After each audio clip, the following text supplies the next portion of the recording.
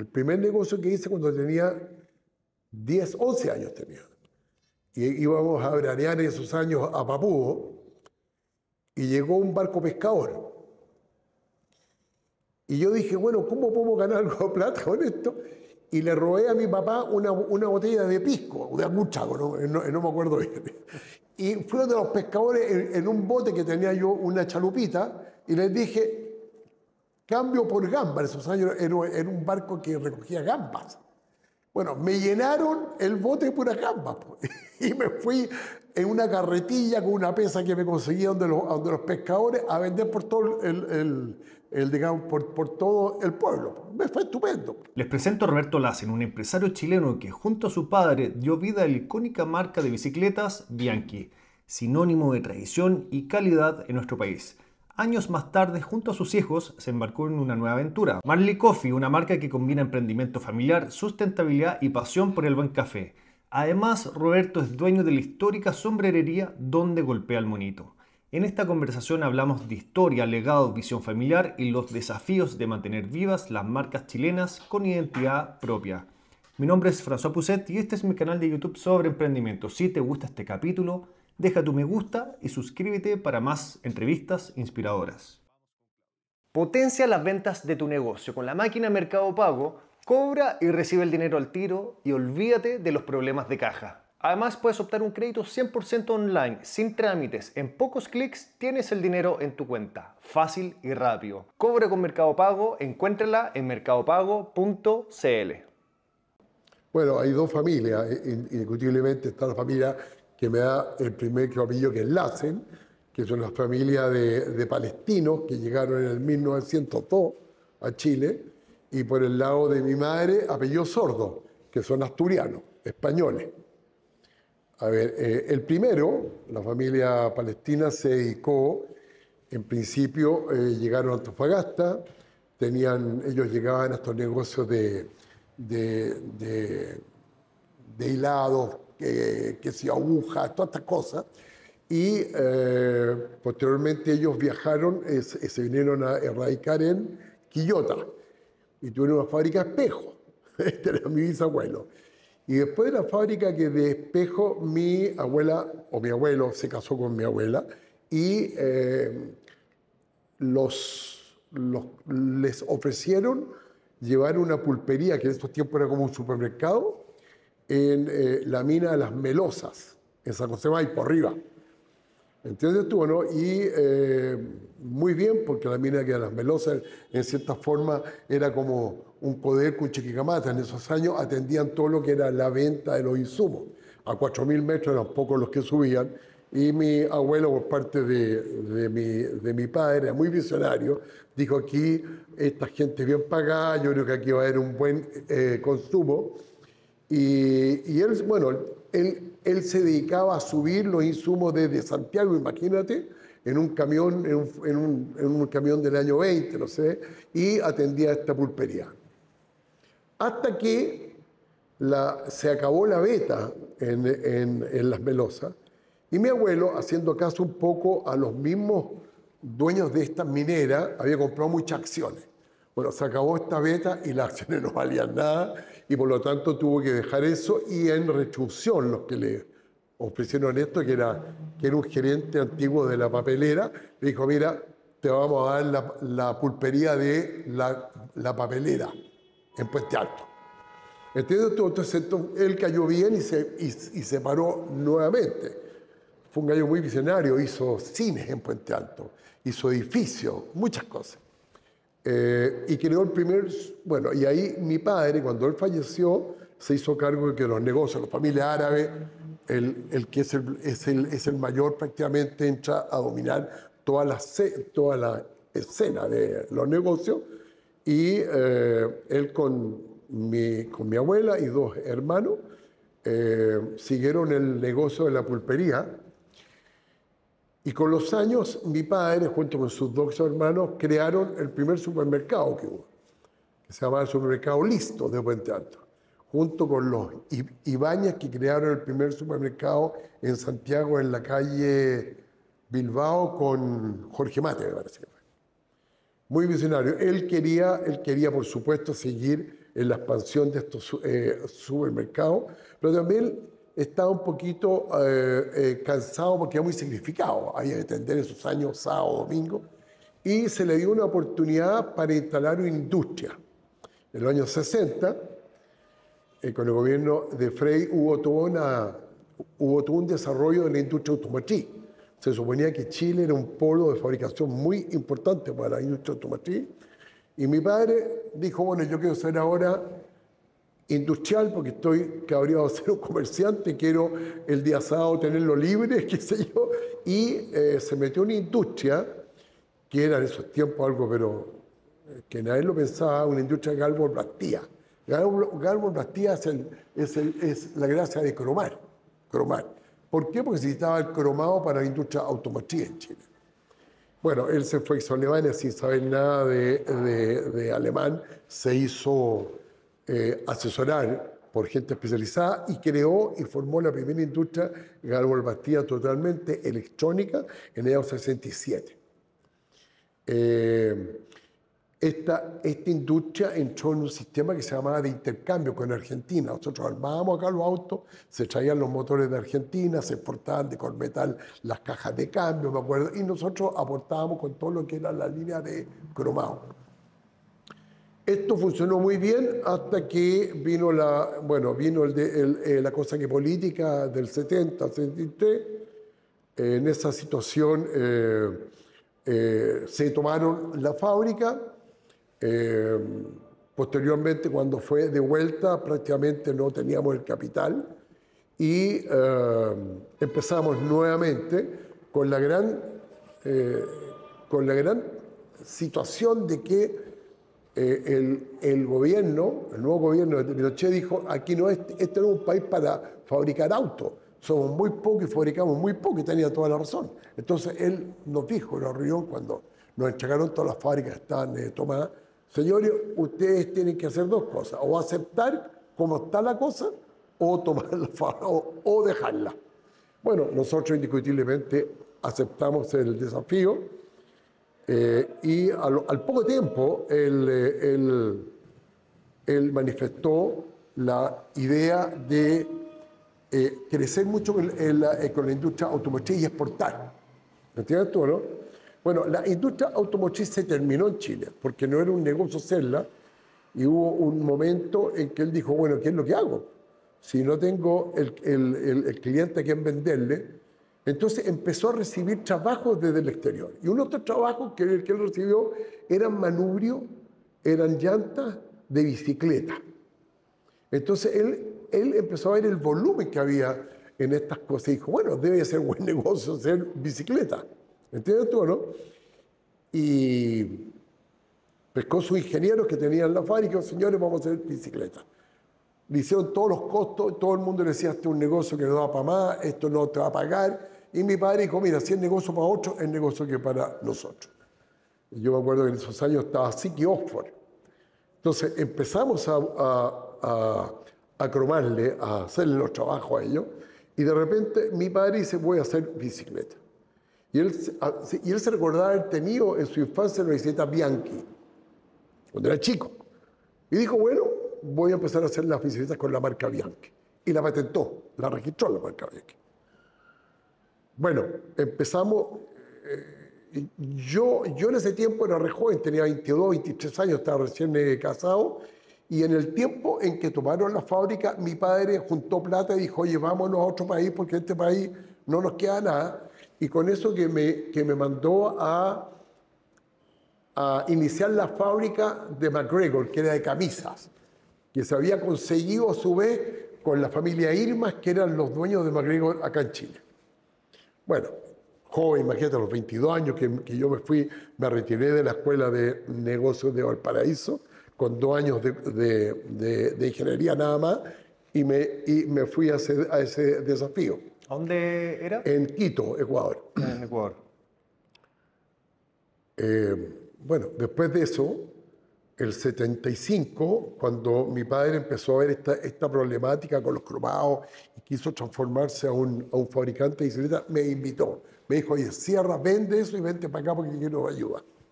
Y así lo hice. Entonces empezamos el 75.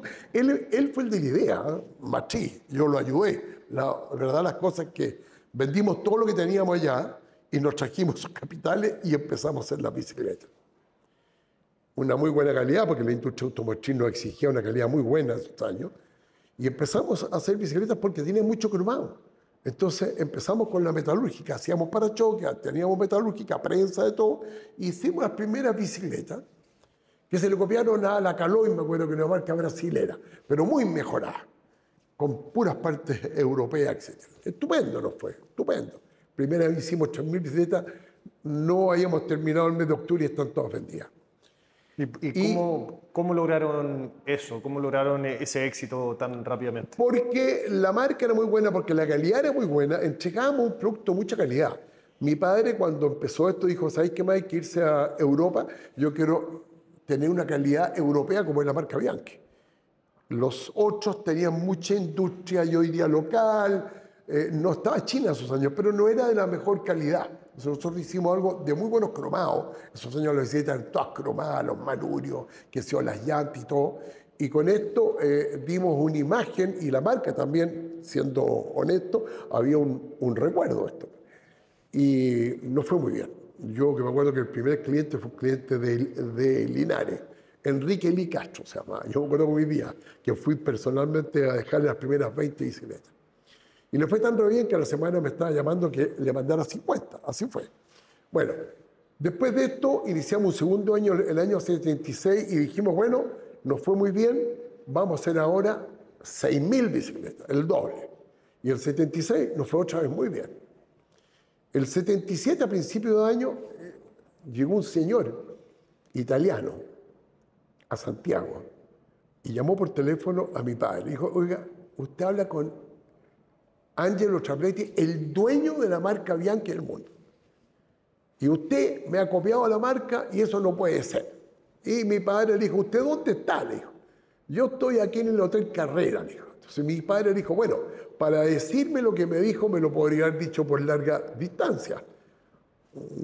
Que no entiendo, ¿para qué viene a Santiago para llamarme por teléfono? Ahora, si quiere que hagamos un negocio, véngase acá.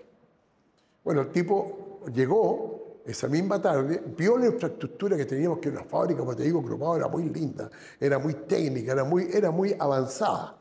Vio la calidad que estábamos haciendo y mi padre le dijo, bueno, ahí está la marca, págame lo que ha invertido en la publicidad, $20.000, un caso muy chique, y yo encantado, hago otra marca. No, le dijo, me importa un rábano la marca, quédate tú con la marca, pero quiero que hagamos negocio. Y fue el primer año en que hicimos negocio, porque en esos años se pagaban muchos derechos por la bicicleta y teníamos que armarla, fabricar en Chile algunas partes, los marcos, las horquillas, y traíamos las partes y piezas desde Italia. Entonces fue una asociación muy buena. ¿Por qué? Porque Italia nos vendía las partes y piezas que ellos a su vez compraban en ciertos volúmenes, pero nosotros ayudábamos a incrementar esos volúmenes y por lo tanto se beneficiaban con precios y todas estas cosas. Y así hasta el año 93, nos cambiamos de la calle San Eugenio que estábamos, hicimos una planta modelo, porque ya exportábamos a toda Latinoamérica, por supuesto con el permiso de los señores Bianchi.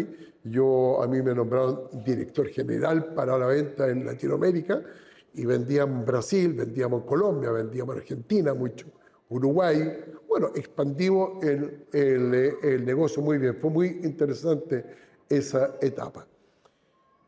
Y nos cambiamos una empresa a una fábrica en el camino hacia Puahuel, ¿cómo se llama? Donde estaba Vespucio, que era un peladero, la única que se instaló fuimos nosotros, me acuerdo, y Cerámicas Cordillera. Esos años incluso hasta costaba llegar en el invierno porque había puro barro. Bueno, y creamos esta empresa, que fue una empresa de 13.000, 14.000 metros cuadrados, una empresa estupenda, espectacular, totalmente automatizada, daba trabajo a cerca de 500 personas.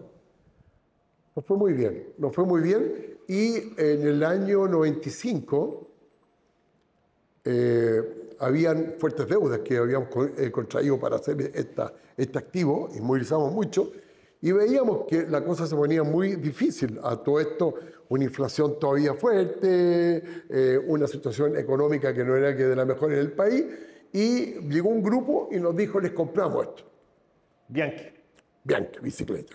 Nosotros dijimos, bueno, me parece que podría ser una buena idea dependiendo de cuánto era el precio.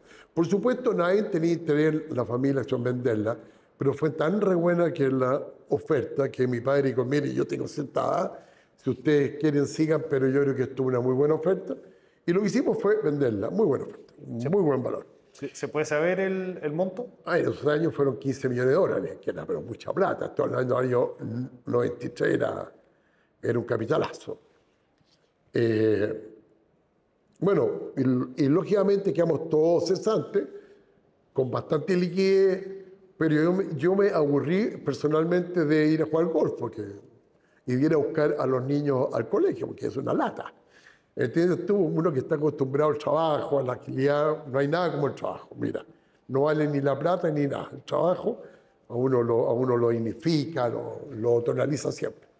Y dado que teníamos muy buena relación con los de Bianchi, ellos también vendieron en Italia su fábrica de bicicletas y tenían otra fabricación que era de máquinas automáticas de café, vending, para industria automática. De ahí viene mi nexo que permanente con la industria, primero la bicicleta y después me cambio a Bianchi Vending, que se llamaba, que era yo lo que hicimos fue comprarle primero máquinas a tío italiano y venir a competirle en esos años la única empresa que había que era Vendomática. ¿Entiendes tú, no? Con máquinas de última generación, con el café en grano. La verdad, las cosas batallamos 3 años y no nos fue bien. No nos fue bien. Perdimos bastante plata. Y de ahí convinimos un nuevo negocio con los italianos, cuál era la de fabricar máquinas en Chile, pero remanufacturarlas. ¿Entiendes tú? En esos años en Italia había salido una ley, que era una ley contra la polución, y la gente normalmente abandonaba autos, maquinarias en las calles o en sitios, digamos, heráceos. Y una de las dificultades que tenían los fabricantes en toda Europa era que ellos se hacían cargo de que si no el que había comprado el producto, ellos se hacían cargo directamente de estos desperdicios que habían regados por toda Europa, fueran metálicos, plásticos, de lo que sea.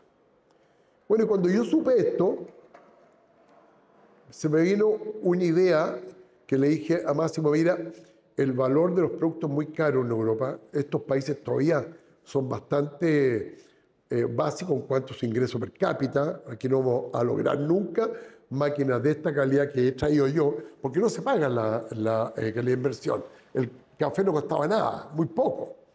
Entonces, yo le di una bodega llena de repuestos, gente, llena de repuestos. Le decía, oye, pero estos son bodegas grandísimas, llenas de repuestos. ¿Qué haces con tanto repuesto? ¿Qué haces con tanta parte? Me decía, mira, en la industria del vending, da lo mismo que tú compres 20 válvulas que 100. Es casi el mismo precio. Es tan caro lo que es fabricar 10 válvulas que te equivale a comprar 100. Entonces nosotros hemos comprado toda la vida el máximo de la cantidad para estar en un muy buen precio económico. Y eso es lo que hacían ellos. Entonces tenían las bodegas llenas, estaban pagadas porque a ellos no les costaban más que 10 válvulas. Y sus costos se hacían en base a 10 válvulas, no en base a las 100 que le habían entregado. Entonces ahí se me ocurrió y le dije, ¿qué tal si remanufacturamos máquinas en Chile? Tú que tienes el problema atroz de la ley de chatarra y toda esta cuestión, véndeme las máquinas a un valor $100, menos. Y me mandas todo lo que es el repuesto, hacemos una sociedad en común y armamos estas máquinas. Y así se hizo. ¿Entiendes tú? ¿No? Nosotros siempre hemos arrastrado gente que nos ha acompañado por muchos años en la fábrica Cromado, después en la fábrica Bianchi y después en esta parte. Y por lo tanto, definimos que íbamos a fabricar máquinas. ¿Entiendes tú, no? Bueno, y nos fue muy bien hasta el año 2004, que lamentablemente por una cuestión de inversiones en Italia, la familia que yo te digo, a la cual nos unen muchos años, vendieron a un fondo de inversiones. Y este fondo de inversiones, desgraciadamente, también cayó una insolvencia en Europa y nos dejó abandonados. Abandonados en el sentido que no teníamos más líneas de producción que nos pudieran entregar las cosas que nosotros queríamos. Otro porrazo más. Y ahí, bueno, yo dije, ¿qué es lo que vamos a hacer? Si ya no podemos hacer esta cuestión de las máquinas. Viajé con mi hermano a varias partes para tratar de fabricar nuevamente máquinas, pero no estaba la fuente de aprovisionamiento. En el vending es muy exclusivo, ¿eh? Los productos no te lo hacen para todos los productos. Y de ahí dije, bueno, me voy a seguir en lo que yo sé, que es el vending, pero ahora en vez de ser operador de máquinas, la voy a vender. Y voy a traer, que ya habíamos hecho algo antes, insumos para la industria del vending. Y en eso me he dedicado hoy día, hasta el día de hoy. Somos representantes de una marca muy buena a nivel latinoamericano, que se llama FAS, que es de Italia. Y, somos representantes de otras máquinas que son Dr. Coffee, muy buenas. Y somos representantes de una serie de productos de la industria del vending, comestible, vasos, todas estas cosas. Y ahí estamos funcionando bastante bien. Y en paralelo a esto, yo tenía otra empresa que se llama, no la tenía yo, mi hijo, Roberto, que estudiaba en esos años en la Universidad de Ingeniería Comercial, me dijo, mira, se me va a abrir una oportunidad, hay un primo que tú le has vendido unas máquinas, como de las primeras máquinas que trajimos para cápsulas. Y este primo no quiere seguir más con este negocio, se va a casar, se va a ir para otro lado y me lo quiere vender a mí. Ayúdame a comprar. Le dije, no, primero me tenéis que terminar. Prometió todo y no terminó. Y se dedicó a esta cuestión que eran las máquinas. Bueno, él fue bien visionario. Él desde chico le gustaba mucho Bob Marley, todo lo que era Marley. Él era un fanático de Enrique y tenía esta pequeña empresita que empezó a montar junto por supuesto, estábamos todas las familias al principio. Después se vino otro hijo más que estudiaba y que se recibió de diseño, packaging. Y después, posteriormente, una hija que se recibió de marketing y que tuvo su experiencia en canales, etc. Y en una de esas, que ellos también vendían mis máquinas y era como un subdistribuidor nuestro, ellos dijeron, ¿sabes qué más? Estamos medio aburridos de este negocio que deja muy poco, queremos crecer algo, y se me está abriendo una oportunidad, me dijo, escuché en un programa radial, mira, aquí en Chile, que había un señor que había ido a entrevistar a el hijo de Bob Marley en Jamaica, y que él tiene una hacienda en Jamaica, Blue Mountain, de café, y que andaba buscando distribuir a través de todo el mundo para este nuevo producto. Mi hijo lo que hizo fue en ese momento contactarse con la radio, contactarse con el periodista que lo había entrevistado a Rohan Marley, y se comunicó, fíjate, por teléfono. Me dijo, llamó por teléfono a Rohan Marley, hijo de Bob Marley. Dijo, yo soy Roberto Lassen, vivo en Chile, soy chileno, vi una entrevista y vendo café y quiero vender tu café. Porque fuera de todas las cosas, soy un fanático de la música de tu padre y del reggae. Bueno, Rohan dijo, increíble, no tengo ningún problema, vente para acá y vemos cómo lo puedo hacer. Bueno, antes de eso, mi hijo trajo un pallet o 2 pallets. Del café. De café. Nosotros decíamos, no te metáis con esto porque esa es una marca que tiene una connotación de marihuana, creo que no es bueno. Le decíamos, incluso hasta mi padre dijo no, y él insistió, dijo no, yo voy a seguir, yo entiendo más que ustedes sobre el reggae, es una muy buena onda, son distintos, tienen una filosofía que nace en Etiopía. Bueno, nos contó todo el cuento que él sabía porque era Roberto Andrés. Y trajo el primer pallet, oye, no llegó, estaba vendido, y después empezó a traer, se fue a Jamaica, y firmó una representación exclusiva para Chile. Ese primer palet que lo trajo al principio, vendían los paquetes Vendían los paquetes al mercado, a otras a cafeterías. otras cafeterías. No vendían, nunca, no, o sea, no pensaban ni siquiera en un supermercado. Ellos ya vendían una marca de café italiano, que era una marca mucho más común, no tenía el charm que tenía Marley. Marley era un nombre muy conocido. Entonces le fue muy bien. La verdad es que le fue muy bien y con tesón y con mucho esmero han salido lo que hoy día es Marley, que es una gran empresa, una empresa que emplea más de 350 funcionarios, que es una empresa que tiene distribución en Uruguay, Paraguay, Ecuador, Bolivia y que ahora se están abriendo en Brasil y Argentina.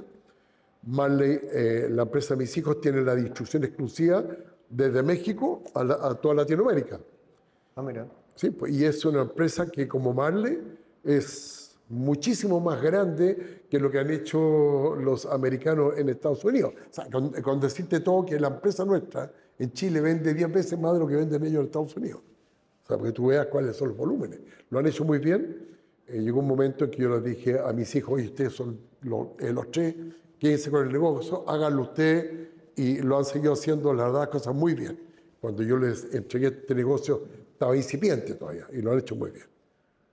¿Por qué te quisiste salir? Porque yo creí que era bueno que no estuviera el papá en todo. O sea, ¿en qué sentido? Yo creí que ellos, por su formación, debían ser, uno los ayuda, los guía, pero debían de sentirse creadores de algo. ¿Entiendes tú o no? Yo con mi padre tuve la suerte de sentirme creador en algo en la bicicleta. Mi padre, a su vez, con la herencia de su otro, fuimos creando cosas distintas, porque esa era la idea, de no ser dependientes de una misma generación o de un mismo rubro en la historia. Y es así como estamos hoy día, y ahora paso a la historia de mi madre, a los antepasados de mi madre, que es mi abuelo, quien por el contrario a la descendencia de mi padre, que eran tremendamente inquietos, que buscaban todos los negocios, ellos eran muy tradicionales. Y por lo tanto, mi abuelo ayudó a fundar este negocio donde estamos ahora, que es donde golpea el monito, que es Sordi Compañía. La sociedad se llama Sordi Compañía. ¿Ok? Que se creó en el año... Esta empresa, este local, se inauguró en 1915 como una sombrerería. Esta era una calle que estaba llena de sombrerería. Estaba La Esperanza en la esquina, aquí estaba al lado Balmori, y Coé un poco más allá. ¿Y por qué? Porque esta calle 21 de Mayo era el ingreso obligado de todas las personas y todos los pasajeros que venían de Argentina, del norte y de Valparaíso. O sea, tú te podrás entender que Valparaíso era la vía del ingreso de todos los extranjeros, los inmigrantes, qué sé yo. El norte de Chile hasta Copiapó era bastante importante, minería y todo, y Argentina que venían por los Andes. Por lo tanto, era una calle que se movía mucho y que la gente se dirigía hacia el Plaza de Armas, donde estaba el centro cívico de la ciudad, los hoteles, etc. Entonces, esto era una calle muy concurrida, muy concurrida. En esos años existían lo que se llamaban los caballos, los carros de sangre, que eran los tranvías con los caballos. Y por lo tanto pasaba uno de vez en cuando. Entonces, era gente nomás la que había. Y mucha competencia. Bueno, uno de los fundadores de esta empresa en esos años se llamaba José González Noriega, que fue el que la fundó. Un tipo muy visionario, muy distinto a mi abuelo, que era muy tradicional. Tipo muy visionario, que formó esto. Dijo, bueno, la sombrería tiene que ser, porque era como hoy día, no sé, usar una camisa, así que no tenía un sombrero hace tiempo. ¿Cómo? No era posible. Y este señor, en sus visiones, en todos sus negocios, quiso instalar en Mendoza una fábrica para hacer conserva de tomate. ¿Okay? Y además de eso, una tabacalería. Entonces viajó a Francia a un remate. Bueno, esos años, acuérdate que no se tomaba un avión, antes se tomaba un barco y eran 15 o 20 días. Y llegó lamentablemente, no sé por qué, temporales, que llegó tarde este remate, casi se murió. Dijo, pero ¿cómo? Yo esperaba que ustedes sabían que yo venía. Y bueno, y la gente le dijo, miren, lamentablemente usted no es el único interesado, había mucha gente. Y le remataron la fábrica de la tabacalería. Y por ahí vio unos bultos, porque le dijo, bueno, ¿y qué es lo que quedó? Mire, quedan estos bultos, y por allá en la esquina había una caja de madera, donde le dijeron, ¿y eso qué es lo que es? Le dijeron, mira, esto era un autómata. ¿Y qué es lo que es un autómata? Es un robot chiquitito. No, en esos años no existía la palabra robot. Es un autómata, es un artefacto mecánico de un hombrecito que levanta un bastón y que lo iba a usar en una tabacalera para la publicidad. Y dijo, bueno, ¿sabe qué más? No puedo irme sin comprar nada, mándelo a Chile. No se fue. Él se trajo también la industria de Mendoza, la que hacía las conservas de tomate y todo. Y por ahí, por el año 23, él tenía un amigo aquí en el negocio, que era un socio. Le dijo, oye, ¿por qué no ponemos ese automate que está guardado por ahí y lo ponemos aquí en la vitrina? Puede ser una buena idea. Bueno, y fue la mejor idea de su vida, porque si no, este autómata que golpeaba contra el vidrio, y toda esta afluencia de gente era donde nos juntamos, donde golpea el monito. De ahí viene la marca donde golpea el monito. No se lo pusimos nosotros, se lo puso la gente, que era como un centro de encuentro, igual como en el Nacional, el Pilucho que llaman, aquí era este. Esa fue la historia de por qué el negocio se llama donde golpea el monito. En esos años se llamaba Fábrica Interamericana Unidas de Sombrero. Ese era el nombre que tenía. Y bueno, este negocio ha seguido después de mi abuelo con un tío mío, que de apellido Tamayo, que fueron los que hicieron perdurar este negocio prácticamente hasta el año antes de la pandemia, 2020. Nunca debió un peso. Este negocio funcionaba porque tenía su capital y vendía, y con eso, como digo, era muy tradicional. Bueno, vino esta pandemia y lógicamente nosotros no éramos socios del negocio como familia Lassen Sordo, lo habíamos vendido. Se lo habíamos vendido a la familia Tamayo Sordo, que eran primos, hermano. Y llegó el momento en que una prima a mí me llama, me dice, estoy desesperada porque mis hermanas no quieren seguir con el negocio. Llevamos 1 año y medio cerrado, esto no va para más, nos vamos a seguir pagando. Y chuta, y estoy desesperado, no sé qué hacer. Entonces, bueno, yo me acerqué a los socios, le dije, bueno, si están interesados, a mí me gustaría, o sería una buena idea poder comprar esto, ya que tengo algunos pesitos por ahí y yo creo que hay que redimirlo bien. La idea fue mantenerlo hasta que se acabara esta epidemia, este COVID. Nunca fue invertir lo que invertí. Pero bueno, me fui metiendo en el negocio y fui entendiendo de que había un gran legado de historia, de recuerdos. La gente, sobre todo, la gente simple de la calle, tú no te imaginas cómo agradecen el que este negocio perdure y que se haya incluso remodelado, que se haya arreglado y que mantenga una esencia histórica. Es increíble. Bueno, me farré en la casa en la playa, en un buen balneario, y dije, no, voy a hacer que este sea un edificio de la importancia que lo fue, lo vamos a parar, lo vamos a arreglar. Además, vamos a crear una fundación en nombre de mi abuelo José Sordo. ¿Entiendes tú, no? Y aquí estamos, pues nos ha ido bastante bien.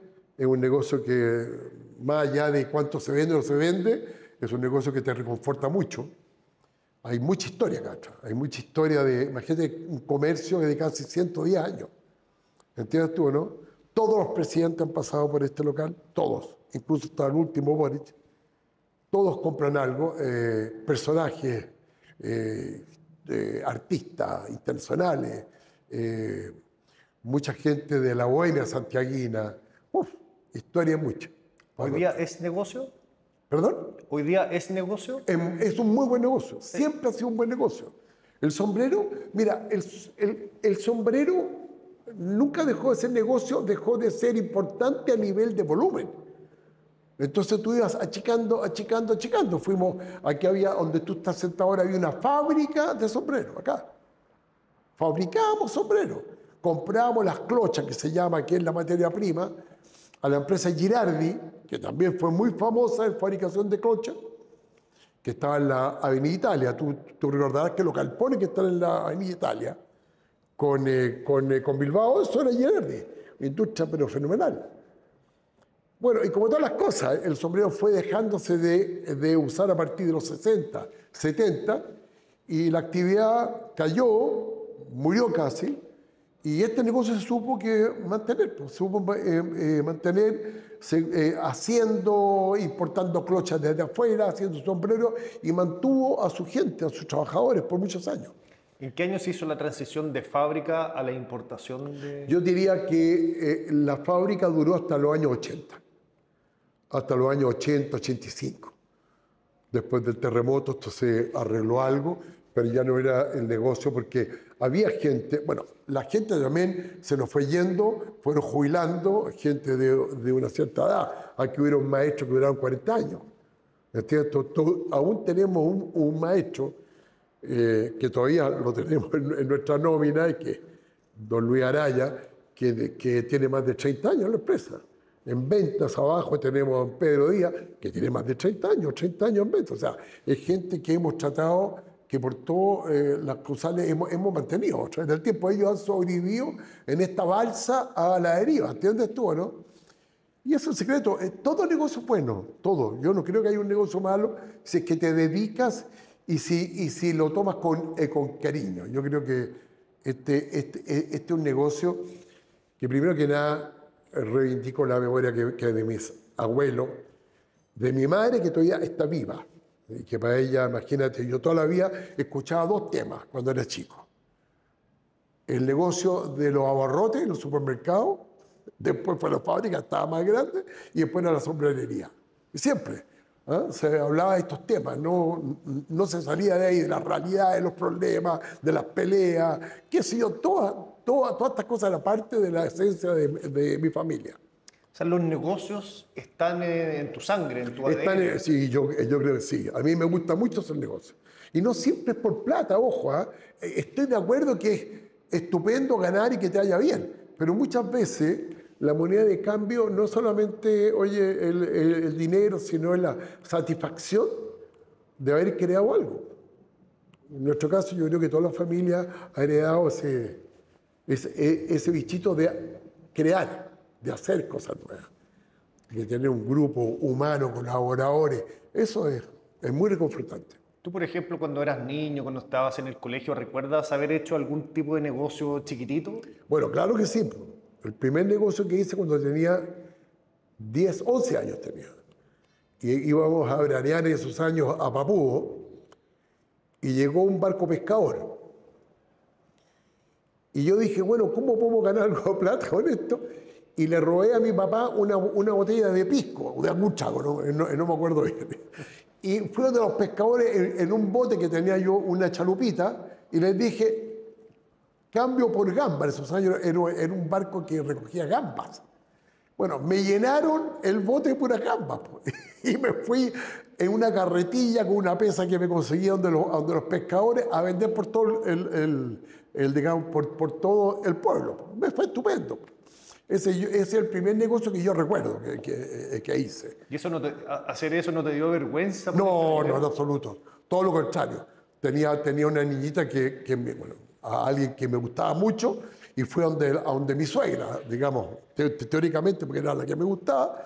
Indiscutiblemente algunos se reían de toda esta tontera, pero al final del día fui el único que tenía para comprar, y para comprar ricos sándwiches y hacer lo que quería. Entonces, eso es reconfortante, ¿no? La verdad, cosas que nunca le he tenido miedo a hacer el ridículo en nada. Esa es la verdad, las cosas. Uno nunca, mira, te voy a decir una cosa, uno nunca hace el ridículo en cualquier tipo de trabajo. Todo es dignificante, lo que todo trabajo dignifica a la persona. cantando, limpiando baños, siendo un productor, agricultor, lo que sea, un fabricante que de sombrero. No, no. ¿Y esto de la venta de gambas lo hiciste una vez o después que lo hiciste, lo No, repetiste? bueno, a ver, después de esto, indiscutiblemente en la época de entre el 70 y el 73, que había un gran mercado negro, y mi padre producía, yo estaba en la escuela Adolfo Ibáñez estudiando, yo salí y me fui a estudiar a Valparaíso, y yo decía, bueno, quiero comprarme un auto, pues, en esos años era el sueño que dorado. Y él hacía estos parachoques como repuesto, para el Mini, para el Simca, para el Peugeot, y me dediqué, yo le decía, véndeme, y yo revendo, y me dedicaba a revender y a estudiar. Entonces ahí también hice un poquito algún negocio y me compré mi primer auto. Entonces hacía jardines también. Todas estas cosas, bueno, uno se le... Era inquieto, la verdad, cosa que era recontra inquieto. ¿Eh? ¿Tú siempre te viste como empresario?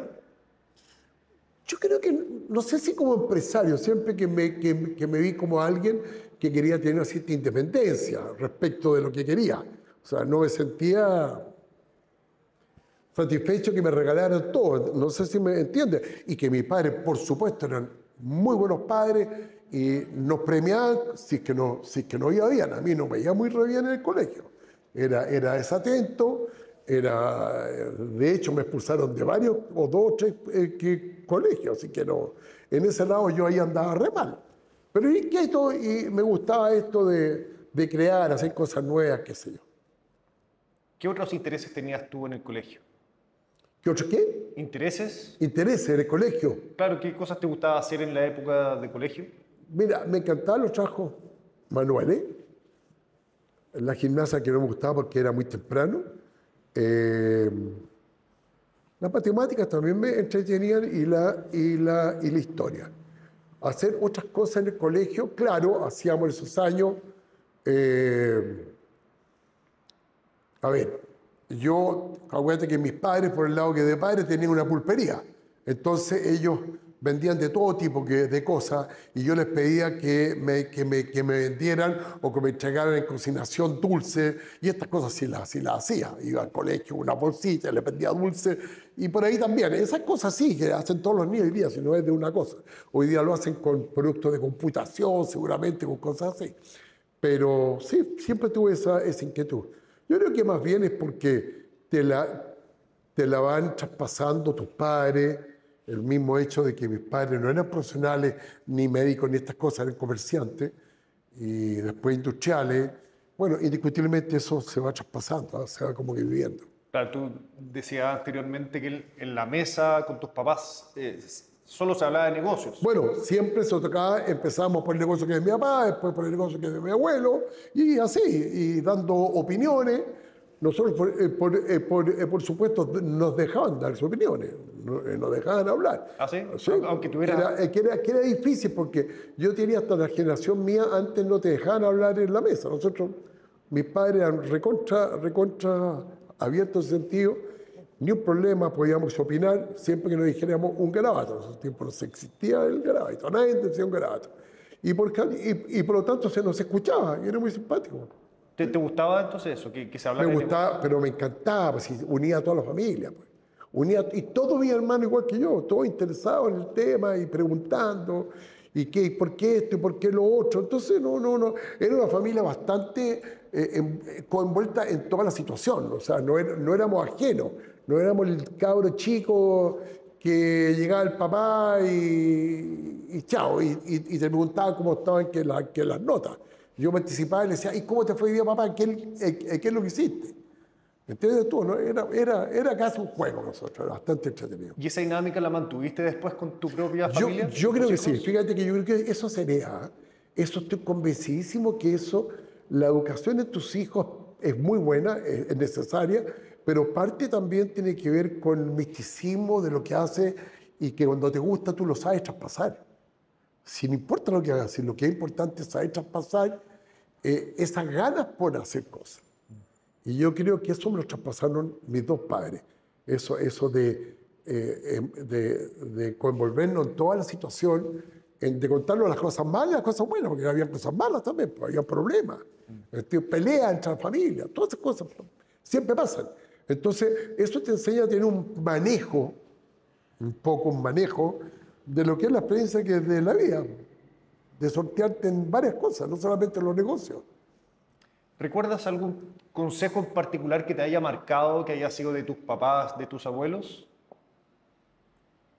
Sí, sí. Siempre mi papá dijo, siempre a mí me decía, mira, lo que tenemos no fue gracias ni a la suerte, ni al juego, ni a nada parecido. Fue gracias a un trabajo permanente, tenaz, y de no engañar a nadie, de ser gente honesta. Los principios más básicos, siempre me dijo, mira, cuando tú eres honesto te puede ir mal en los negocios, pero te vuelves a parar, porque la gente cree en ti. Y eso fue una gran enseñanza. Siempre que mi padre, mis padres, mi abuelo, toda gente muy honorable, no sé si me entiendes tú, honorable, creían en la palabra y para ellos eso era lo sagrado. Por supuesto, cuando tú mentías y se enojaban y te lo hacían ver, nunca tuvimos siempre una buena situación, pero tampoco que nos regalaban nada fácil. Era el tiempo que la bicicleta era mi hermano, pasaba a mí y de mí a mi otro hermano, y que el abrigo para invierno había sido usado por mi hermano, que había que crecido, se le compraba nuevo y yo lo tenía.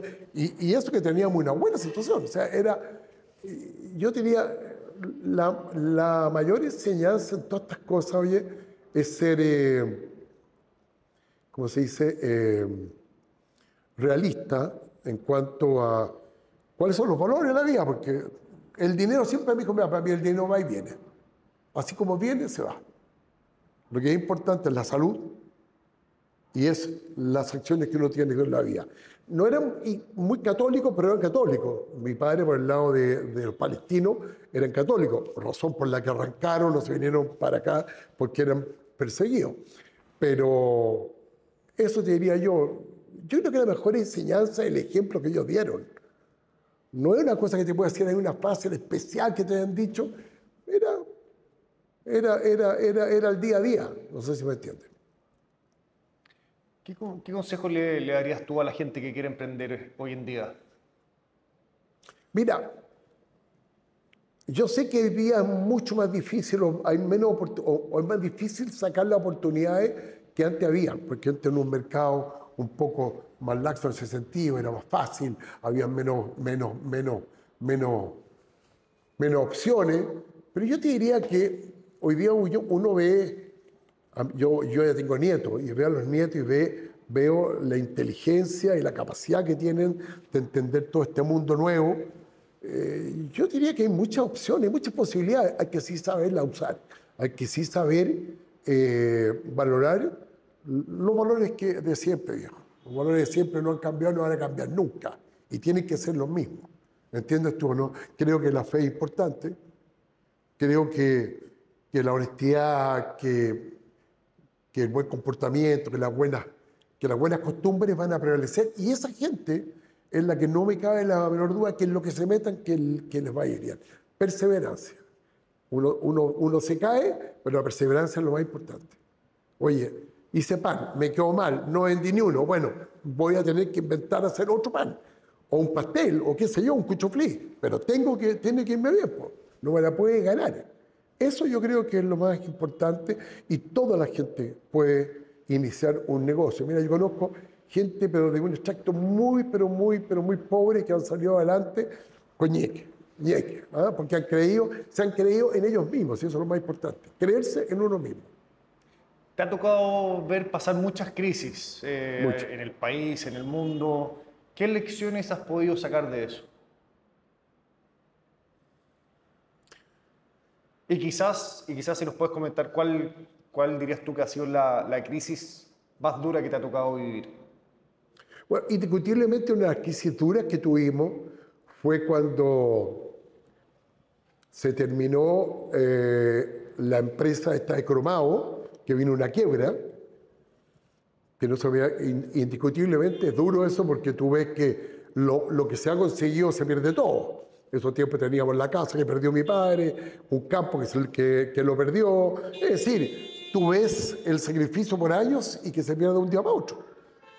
Pero yo te diría que lo más importante en esos momentos fue que la familia fue siempre unida, siempre nos apoyamos mucho. ¿Ah? Y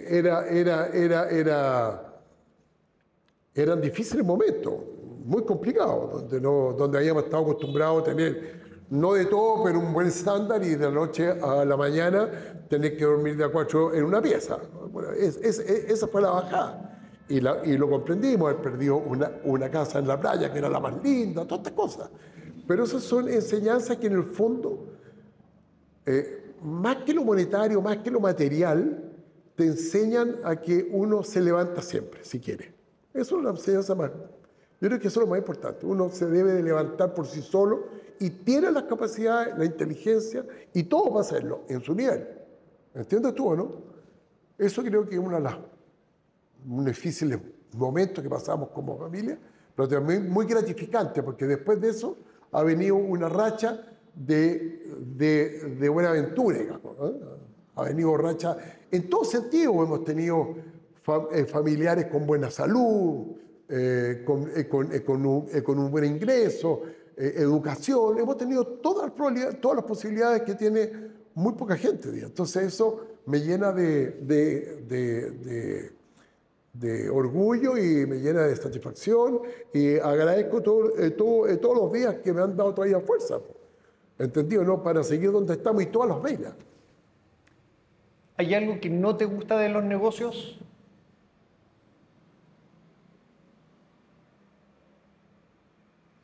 Bueno, lo que no me gusta es que me vaya mal. A nadie le gusta que le vaya mal. Sí, no me gusta, pero yo acepto. La diferencia es que cuando uno hace cosas que no le resultan, tiene que aceptarlas como un fracaso y cómo soluciono este fracaso. Ante un fracaso hay una iniciativa. Y eso es lo importante, ¿entiendes tú, no? Claro, y por ejemplo, con respecto a la cultura de negocios en Chile, ¿qué opinas de la cultura de negocios? Mira, hay de todo. Yo he conocido gente de primera línea y hay gente, bueno, indiscutiblemente que ciertas cosas de valores no son respetadas bien. Pero en general yo diría que el empresario chileno es un muy buen tipo. Son gente que, a ver si provienen de qué, las 10 familias más ricas podrán haber tenido toda una herencia, pero la gran industria, el gran comercio en Chile y todo esto, es gente que llegó con una mano, digamos, adelante que la otra atrás. Y ha ido surgiendo y han creído en ellos mismos. Yo creo que eso es. Algo que me gusta mucho de tu historia es que el mundo de los negocios ha traspasado varias generaciones. Sí. ¿Cómo se ha logrado eso? Comunicándolo, haciéndolo parte de tu vida diaria. Pues si mis nietos hoy día me preguntan si ellos van a poder el día de mañana tener un negocio con Marley Coffee, porque mis nietos, caros chicos. ¿Ah? Estamos todo el día en eso, o sea, los llevamos a los negocios, a las tiendas. Ahora vamos a instalar una tostaduría en Chile de grandes proporciones. Ellos quieren estar ahí, les gusta todo, ellos están atentos a todo lo que nosotros, digamos, hablamos. ¿Por qué? Y los dejamos, ¿eh? Porque nos gusta que se compenetren. No todos en la misma situación, hay otros que son definitivamente más para el lado de computación, que les gusta eso, otros más artísticos. Hay de todo en la familia, pero en general yo diría que todos están bastante imbuidos de lo que es la tradición familiar y de la historia, que eso es bueno. ¿Y qué es lo más complicado de hacer negocios en familia? Yo te diría, esto es una muy buena pregunta, bastante interesante y es muy buena. Generalmente en Chile y en todas partes del mundo, los negocios familiares duran hasta la tercera generación. Claro. Y después mueren. Mira, mi padre decía algo que es muy machista. Yo te voy a decir lo que decía que mi padre era muy machista. En este sentido nomás. Decía, mire, en los negocios éramos 4 hombres y una mujer. En los negocios, ustedes, que son los que trabajan, no deben de traspasar problemas a sus matrimonios. Porque lógicamente tu mujer o tu marido van a entender que tú eres el mejor de todos. y que el problema que tú estás teniendo es por culpa de otro, no tuyo. Entonces, simplemente hablen en general de los negocios, pero los problemas nunca. Los problemas no se traspasen, los problemas se digieren, decía. Y es una gran verdad, es una gran verdad. Él tuvo, lamentablemente, con sus hermanos también tuvo una separación, no, nunca en pelea, pero podrían haber seguido juntos mucho tiempo y llegó un momento, bueno, era la circunstancia, eran los años, era otra cultura, en que se separaron, todo. A todos les fue bien, por supuesto. Pero esa es una de las causas. Yo te diría, gente profesional, no poner a alguien que no tiene las capacidades. No sé si me entiende. El que pueda, que siga el negocio. No el que pueda, al que le guste y tenga una opción dentro del negocio, porque no es llegar y meter familia. Al final tienes que profesionalizar lo más que se pueda. ¿Me entiendes tú? Y en todo negocio hay líderes. Y los líderes, cuando están en igualdad de poderes, es complicado. ¿Entiendes tú o no? Hay una guerra inmediatamente de los liderazgos. Entonces, es mucho mejor decir, oye, aquí hay todos estos negocios, uno se dedica a esto, otros dicen que no. Yo tengo un hermano mío que es abogado y que le encantó lo que hizo toda su santa vida y nunca estuvo metido en la parte empresarial, digamos. Pero él es feliz y hizo muy buena carrera y se realizó. ¿Entiendes tú, no? Otro que es ingeniero, que le gustan los fierros. Otro que es un biólogo marino. ¿Entiendes tú? Entonces, bueno, hay de todo. ¿Es importante hacer un gobierno corporativo, por ejemplo? Muy importante. Sí, hoy día sí, pero esto es difícil a cierto nivel de empresa. El gobierno corporativo viene desde la mediana a la gran empresa. La empresa chica es muy complicado porque primero que nada no están los recursos, no se cuenta con toda la información necesaria. Y yo diría, en esos casos, ahí hay que hablar con mucha sinceridad y de darle la oportunidad a los que realmente tienen las capacidades, porque en el fondo quien tiene las capacidades mantiene el negocio, digamos, a flote. ¿Entiendes tú o no? Entonces, el que no las tiene que comprender que él cuenta con la seguridad siempre de que hay otro que lo está haciendo igual o mejor que él. Y que esto le da una sustentación a futuro en cuanto a su seguridad económica, etc. Eso es importante. Y con respecto a lo que hablamos antes, que tu abuelo decía que no hay que traspasar los problemas a la pareja, ¿tú qué opinas de eso? Bueno, es una forma muy jovial de decirlo, en el sentido que él decía, miren, los problemas en los negocios se solucionan entre quienes realizan los negocios. No se solucionan traspasando el problema a un tercero que va a ver siempre con una visión distinta cuando tú estés metido dentro. Cuando tú te metido adentro, tenías otra visión, a veces malo porque no estás viendo el mundo que te rodea. Pero yo estoy hablando de problemas, ¿cómo decía? De desaveniencia interna. ¿Entiendes tú, no? Muchas veces las desavenencias son porque yo pienso que es mejor pintarlo color negro y otros dicen que es azul. Entonces ahí tenemos que llegar a un consenso por qué es mejor el negro o por qué es mejor, digamos, el azul. Y ahí está la inteligencia, de saber transar. No sé si me entiendes tú.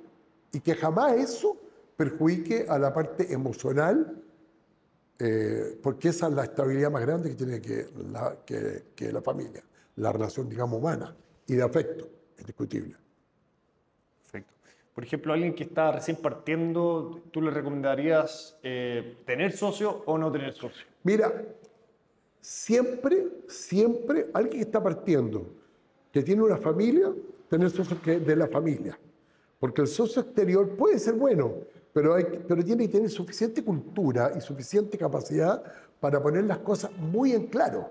Porque los negocios fracasan por una falta de claridad y una falta de destino común.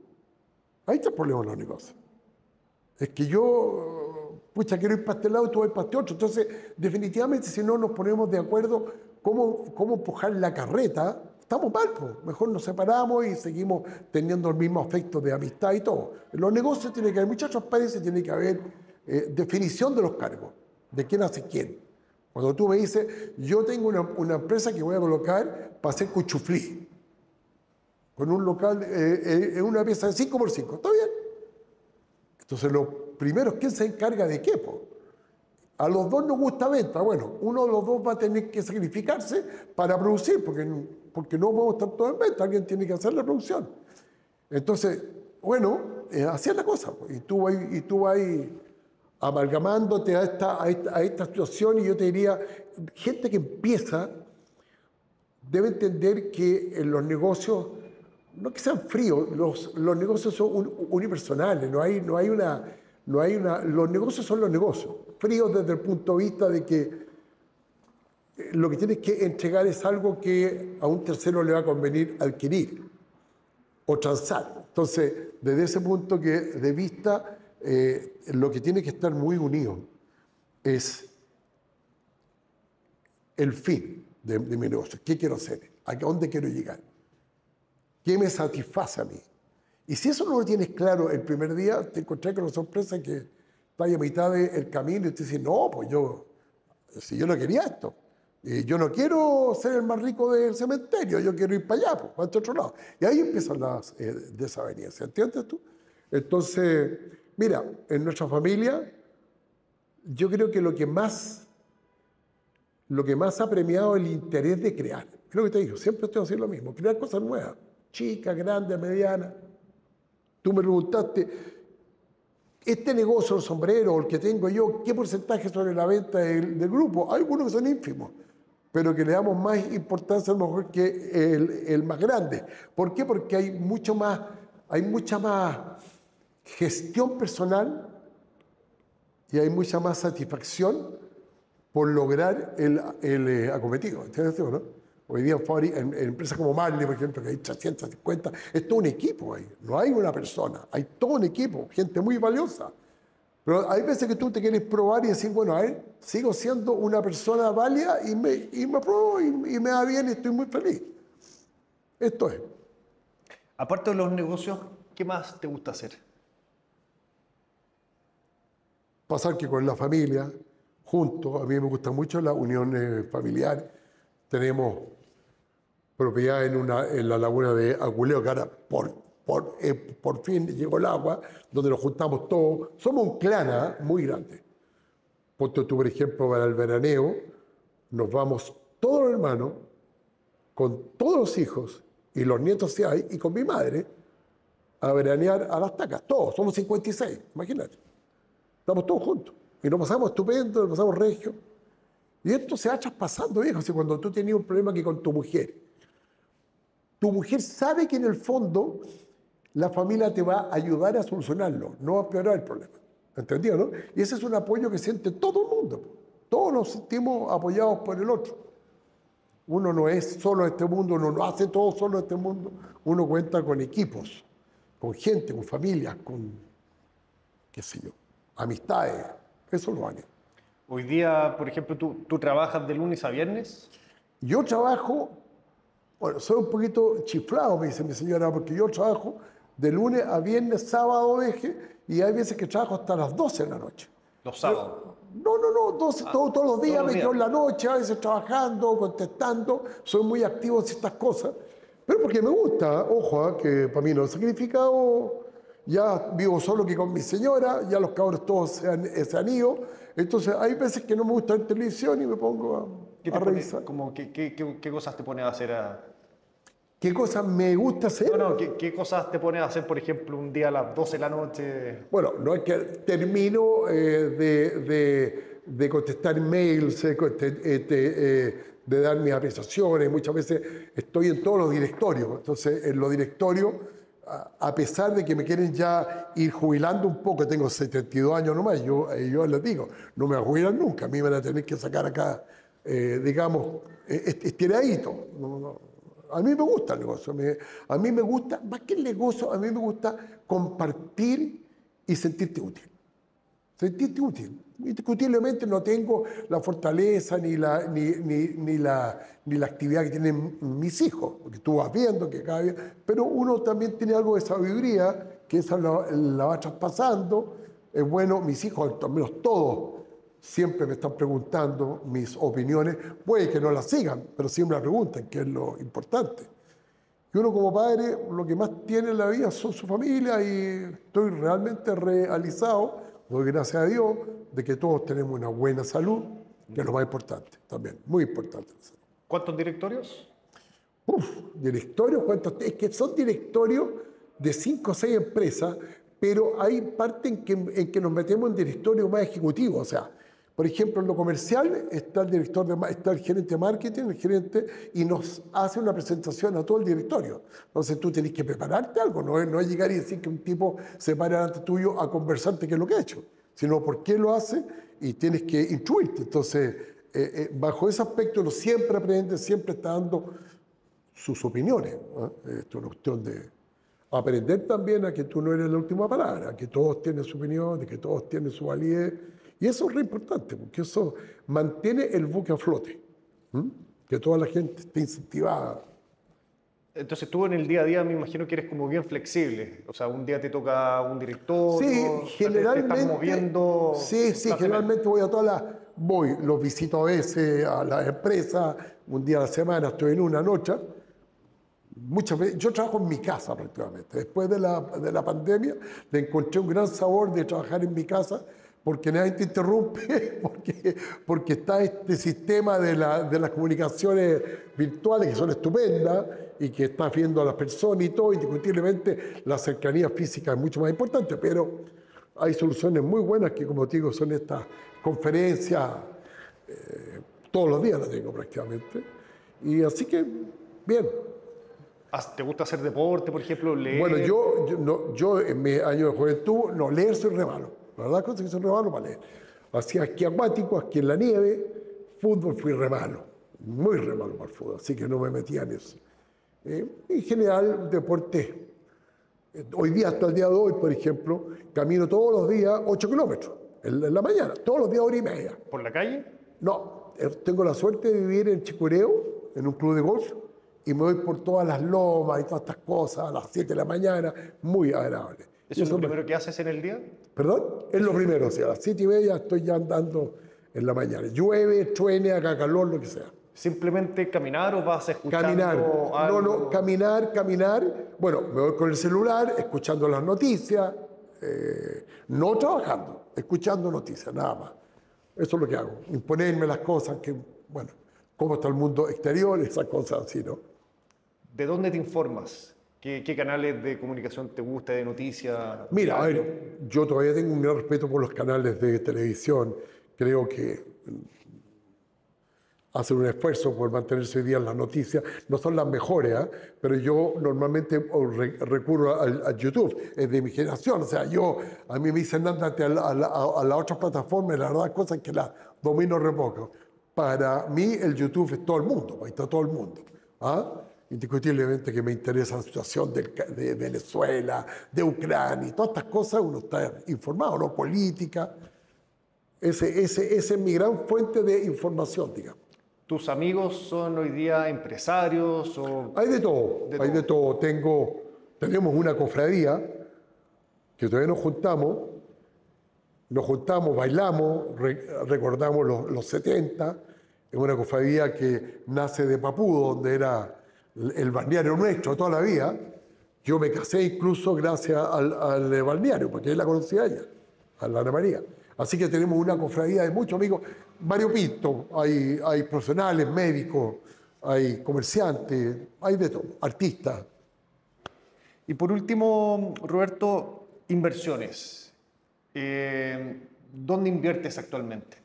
Bueno, hoy día se está invirtiendo, creyendo mucho en este país, en una fábrica muy de grandes proporciones para fabricar, para tostar el café en Chile.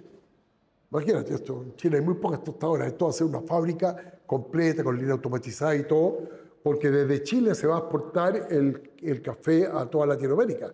Chile tiene convenios comerciales que son muy convenientes. O sea, yo puedo traer el café de Brasil en crudo, lo tuesto y lo mando otra vez para Brasil. Y no pago ningún arancel. ¿Te das cuenta, no? Entonces hay un mundo de posibilidades,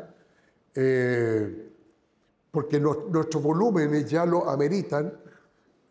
por seguridad en una serie de situaciones. Imagínate lo que está sucediendo hoy día, que le ponen arancel a todas las cosas. Bueno, es un poquito que complicado. El precio del café se ha disparado en el mundo. Entonces, todas estas cosas estamos queriendo mucho este país, invirtiendo mucho acá. O sea, ¿ya están armando esta fábrica? Sí, como que no. En junio del próximo año empieza a andar.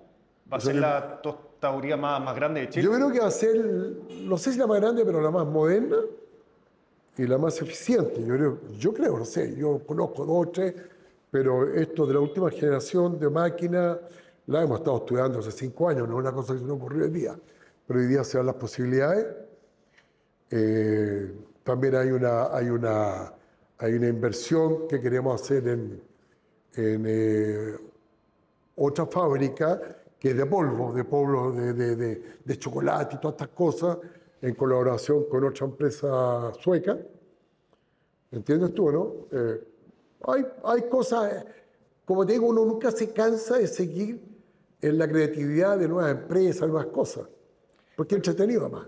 Claro, y más allá de inversiones en fábrica o cosas así, me refiero también a inversiones, por ejemplo, en acción, en propiedad inmobiliaria. No, nosotros en propiedades tenemos nuestras propiedades. No somos inversores en bienes raíces ni en acciones. Eso te lo digo desde ya. O sea, vamos con la ola del progreso de cada país con su desarrollo. O sea, estoy de acuerdo. Mi abuelo siempre decía, mira, los metros cuadrados son los mismos de cuando nació el mundo. Así que trata de comprar las propiedades porque es la mejor inversión. Es cierto, tenía toda la razón. Invertimos, tenemos nuestras propiedades, pero una cosa importante dentro de, digamos, de nuestro giro, estamos muy apuntados a la creación de nuevas iniciativas productivas. En eso estamos bien centrados. ¿Qué opinas del Bitcoin?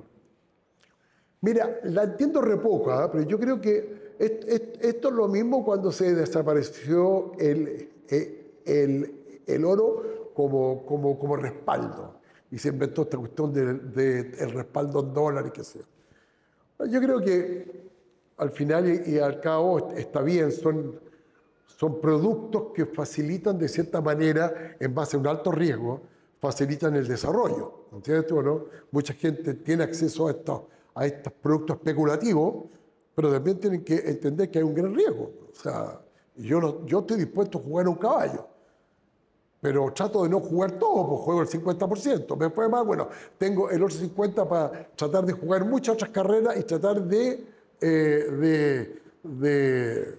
recuperarme.